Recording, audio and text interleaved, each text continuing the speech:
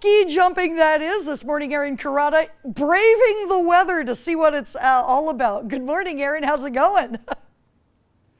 Good morning, Vicki. It's going great. I am on the adventure path, and obviously I'm suited up too, but wouldn't you know it, the ski jump school here in ISHPEMING is offering a year-round course. And when we come back in the next half hour, I'm going to get one-on-one with Gary himself, who's the head ski jump coach, and then give it a go myself, believe it or not. It may just not be on the hill, maybe inside. So until then, I'm tossing it back to you, Vicki. I'm Aaron CAROTTA live, TV6. Well, at least he's got the right equipment on, so he's ready for it. Yes. So when it comes to snow, you got to get out and play in it. And ISHPEMING has a history of extreme play in the snow, as Aaron CAROTTA is learning this morning. What are you discovering, Aaron? They do, Vicki, and I'm discovering that it's not really doable on your first go. But luckily, they've got an indoor practice facility, and that's where I am here with the man himself, the head jump ski coach. Did I say that right, Gary? Ski jumping coach. Ski jumping coach. Gary, good morning. Good morning. So there's a lot of history here. Can you tell me about that?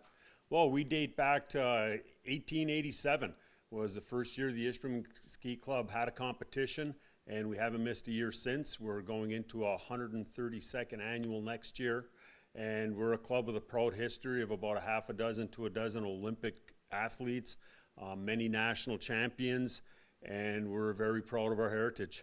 I can see that, and on the wall of fame over here, there's a lot of different people. One of them is yourself even. How long have you been jumping, Gary? I actually jumped from 1964 till 2009, so 45 years I jumped. And we were outside earlier looking at the actual hill. It's called Suicide Hill for a reason, I can assume. But we haven't, I asked you earlier if there was any casualties, and this is one of the safest sports. It is actually far, far safer than downhill skiing. Our track record is about 500% safer when you do the numbers, and it's really a great sport for kids to get involved in and have a lot of fun and good competition. And they definitely can, Vicki, back at home, if you guys are going to reopen once the snow melts and offer the kind of course that I'm about to go through. So I don't think we should delay this anymore. Can we give it a go? Absolutely. All right, so where do we start here? Well, first thing we want to teach a kid is an in-run. And you want to make sure you get good shin bone angle, get your body down in your skis so you can get optimal speed to explode into the air.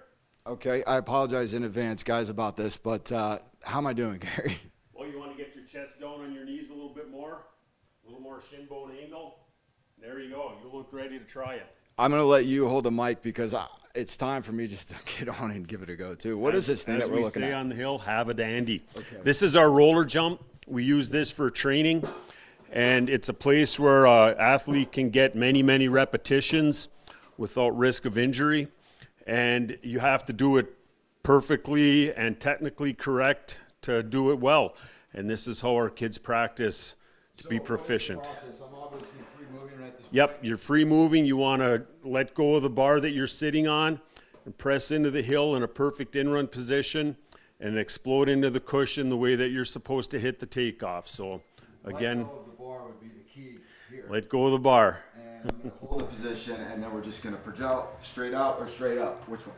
Up and out. You want to retain that shin bone angle from your knee to your ankle and vault your upper body over your skis. Okay.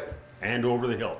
All right. Well, Vicki, this is the first time I'm going to sign off and then jump. So I'll toss it back to you, but I'm going to give it a go. As we can see, when we come back in the next half hour, you're going to get a little bit more details and instructions. But for now, here we go. Here you go. All right. Down.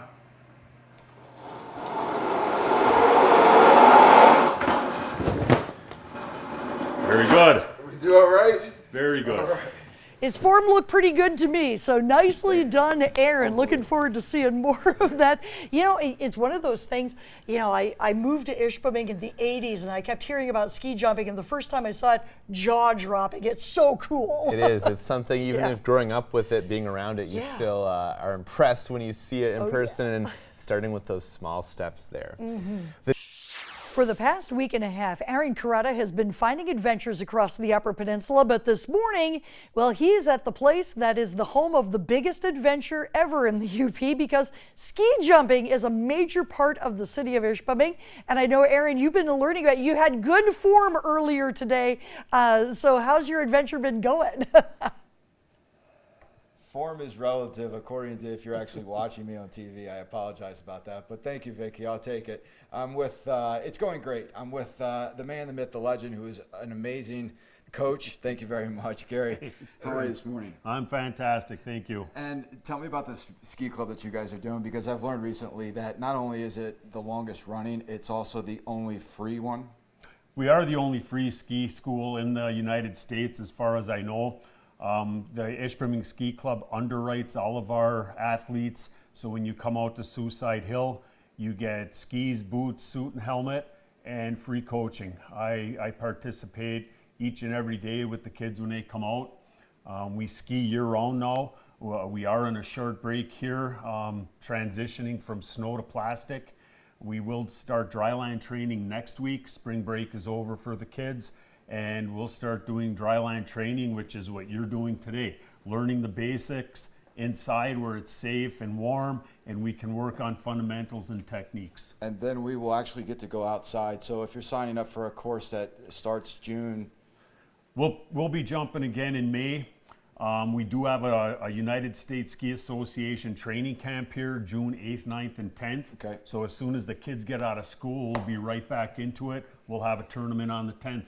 That's great, and it's on plastic, so it is all year round. It is year round. And I think it's just amazing what you're doing here for the community, Gary. I know that some other viewers have said that your dad would be proud, so thank you for giving me the time.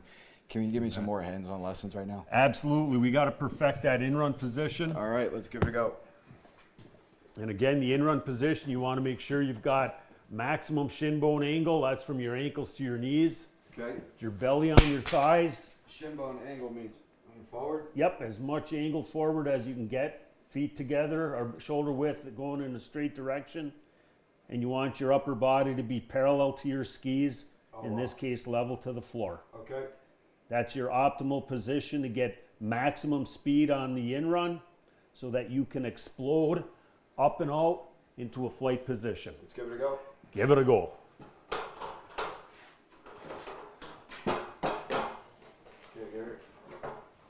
Okay, Aaron. Aaron's ready to go. His fourth run today.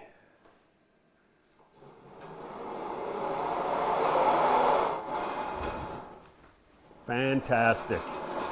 Aaron doesn't realize that he's actually pretty good at this for somebody who's his age, has never jumped. It's amazing that he's actually getting into a reasonable in-run position and jumping quite well. I appreciate that, but you're being really nice to me right now, Gary.